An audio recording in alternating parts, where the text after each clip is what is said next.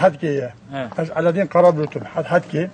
Camiye medora ve nava gün pisliğe emnikan derin derbe. Baranak bekezin karabe camiyi. İsa sala çar sala riyame müdürü Türkiye Patrolleri Müdürü Mera Sozda riyame şeyke hala riyame şey ne bu. Hem her rol içine bağlı Sozda mı andırmış ki nay. O iptal kirin. Nava gün götün önce miktarı mı bu iptal kirin. Gümnani bu nava gün çizim bu iptal kirin. Önce nava gün zabıqı me tabharine. و تی سرمیانه جمارتن آنی نه باقان مت پرسه نه دولت مت پرسه کسی کل منا پرسه. Yani havine tev toz dumanı çilaj tev bahar. Arabak diçe em toz dumanı dedmine. Çilaj yani bahar. Yani dumanın kar pencereye koyar. Yani toz dumanın kan pencereye koyar.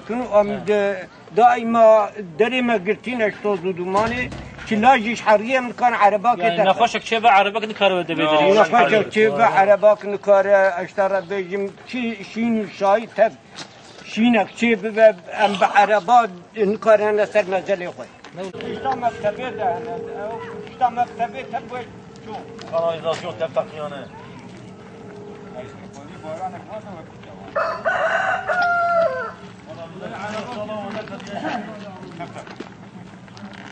والسر اقرا بيه. Hele bir daha da şey yap hadi. Biraz Türkçe konuş. Sormamazın nava günde oraya. Türkiye Patrolleri. Diyoruz ki köyün içerisi yani işler acısı. Her taraf dökülmüş. Yollar perişan olmuş. Sözde kanasyon tertibatı yapmışlar. Fakat bu kanasyon tertibatı yaptıktan sonra köyün sokakları, köyün caddeleri berbat olmuş. Geçilmez. Yapmadan yani önce biraz yollar düzgündü. Fakat yaptıktan sonra sahip çıkmamışlar. O kadar masraf yapmalara rağmen bu bütün masraflar hepsi boşa gitmiş. Bütün kanasyon patlıyor, şişiyorlar. Kapakları kırılmış. Kapakları kırılıyor. Sahip çıkan var. Sahip çıkan da yok. Tabii. Düzenleyen de yok. Düzelten de yok. Yok. Hiç kimse sahip çıkmıyor. Evet.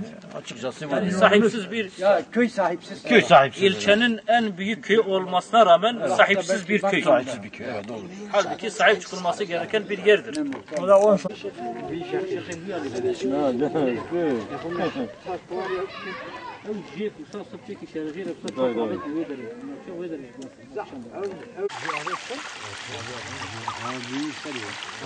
bu hayvanayı da çektiler. Bu sudan içiyorlar. Onları hastalanmışlar. Suda hindi kalmıyor.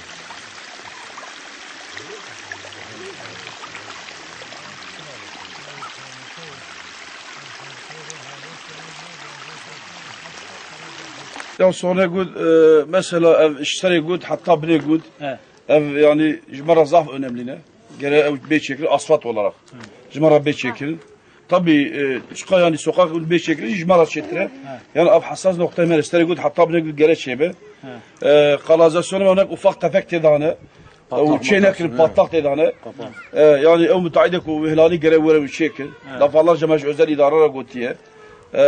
مج قروش تفرق قوتيه وتمر شكل امر شكل حتى في جينا هاتن وامسر سكن طبيعي حتى في شنو بجي ام راح تنقل ام شكل